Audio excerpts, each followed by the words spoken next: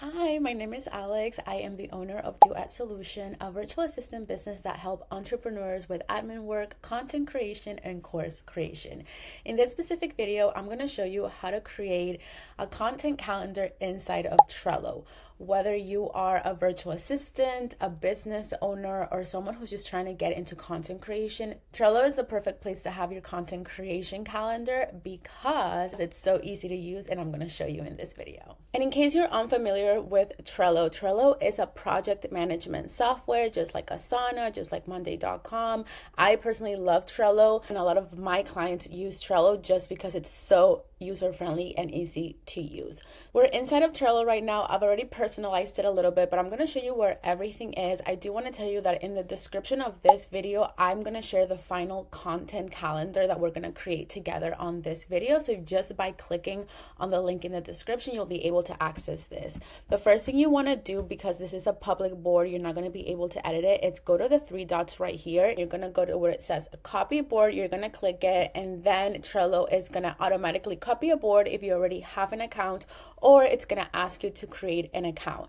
You can go ahead and create a free trial or a free account. You don't have to get the paid version because you get 10 free boards when you join Trello. Now, if you want to change the background, just because right now I have this one that's like money and glittery, you can click those same three dots right here and go to where it says change background. You can just add a background or just select from one of the many ones that Trello offers. You have photos, you have colors. Right now, maybe let me just change it to something I made yesterday that still has to do with like social media and money, so you see how it looks. And this is how it's looking. What you need to know with Trello is that you have lists and you have cards. So what is a list? This is a list right here. For example, I just added this one that had content ideas. This one can be named to edit. This one can be named caption slash hashtags, scheduled, posted, and then you can keep moving to repurpose. This is like how I like to have my content calendar, because that way I can see everything. Okay, what are the content ideas I have? And then I just dump a bunch of ideas as I'm thinking of them in the Trello board. The great thing about Trello is that there's also an app. So anytime I have an idea, I just go immediately into Trello. If I'm like too on the go and I just don't want to take the time to like go into Trello, find that board, because I obviously also have boards with my virtual assistant clients, what I do is just write them on my notes app, and then I create a card on Trello. And then that way I know what is a content idea, what needs to be edited, whether it's video or graphic, what captions or hashtags I need to write and choose, what's already scheduled, what's already been posted, what I repurpose. And you can also have one for analytics, and I'll show you how I like to use this in a little bit. But okay, this would be lists. So you have different lists right here where you want to move one card to the next. Now cards, as you can see here, says add a card. You can start dumping everything that you want as a content ideas as a card. So for example, a day in my life, what services I offer as a virtual assistant, anything you can think of that you're thinking as far as content ideas, you can add here. Now, the great thing about this is that you're going to be able to move it from list to list or from stage to stage. So a content idea, let's say I'm going to edit this one. I'm filming like a video right now, so I move it to edit because I need to edit the video that I'm filming. You can also add a list if you wanted to that is called to design or to film. You can add as much or as little as you want. And you saw how I moved that. I just like grabbed it and dragged it because I wanted this to be a little bit earlier in the stage of what I want to do, how I'm creating content. Like if you're someone who typically like writes the captions and hashtags before you film and edit, you can have this one right here. I just particularly tend to like film and edit and write that captions and select the hashtags last.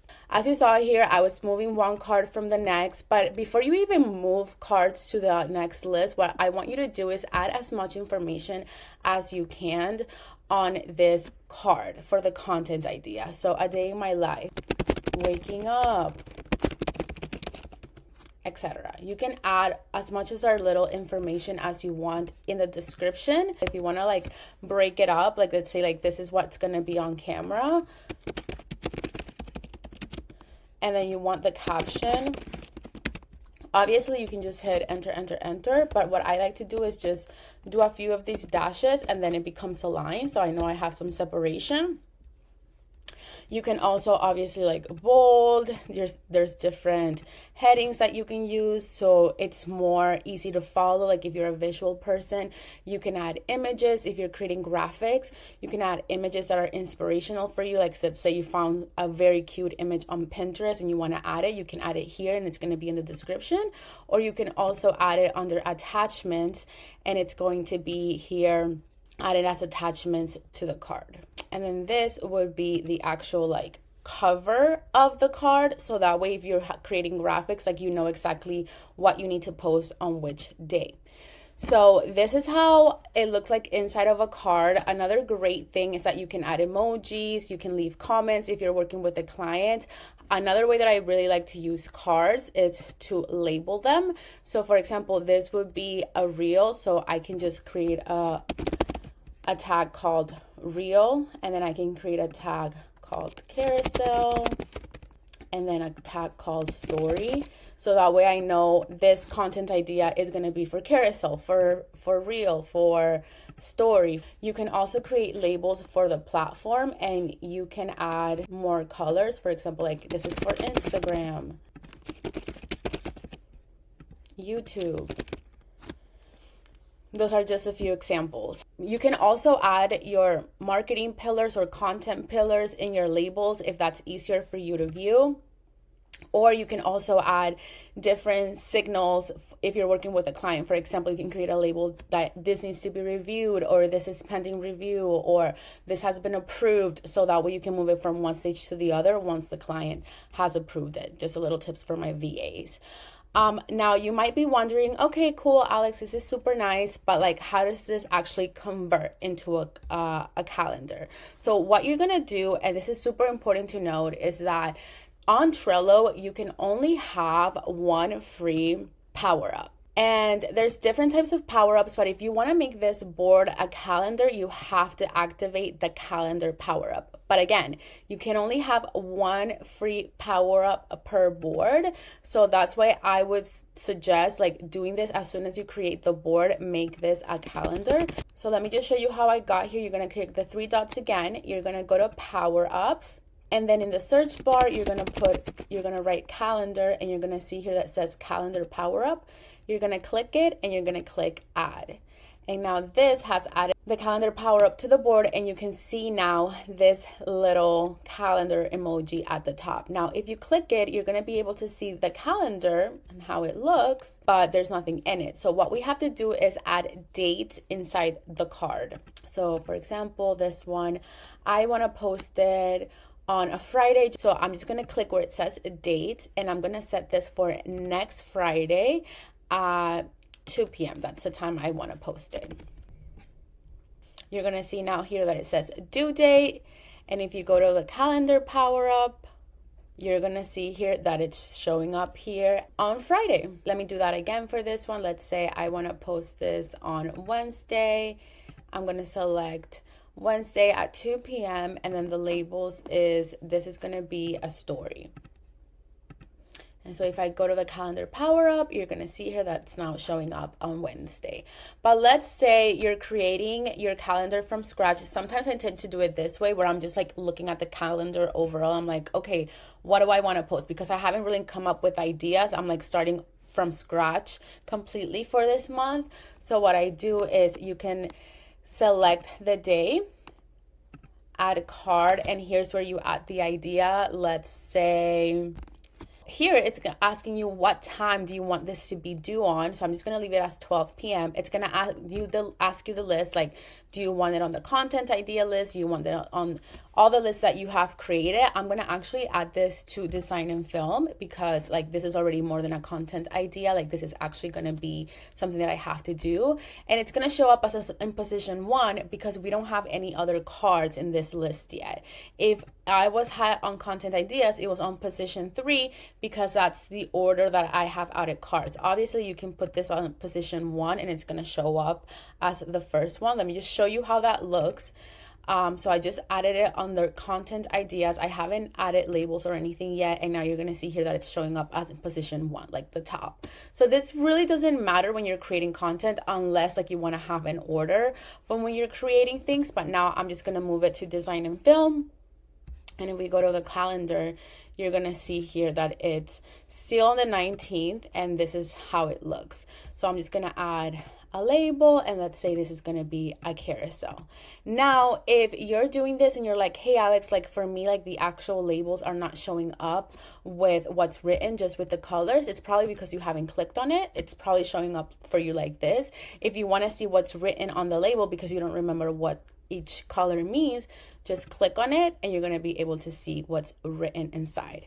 Now, another great thing that I want to show you inside of Trello, and why I love having my content calendar on Trello, is that you can create a checklist. So let's say this is your checklist for reels, right? So you can just name it reel checklist, and then you start adding everything you need to do anytime you have a reel.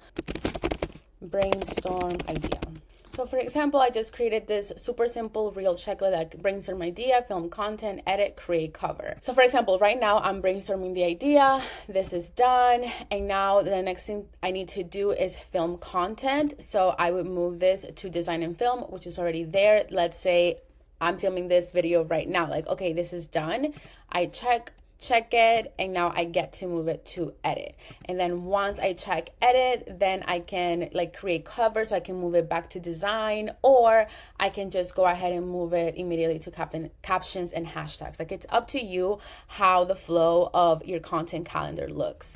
Now you'll also notice that inside the actual card, you're gonna have activity, so you're gonna get to see everything that you've done. So keep this in mind. If you're working with a client, you'll be able to see if you've renamed the card, if you've attached any type of media, if you've made comments, like all of the activity for the card is here.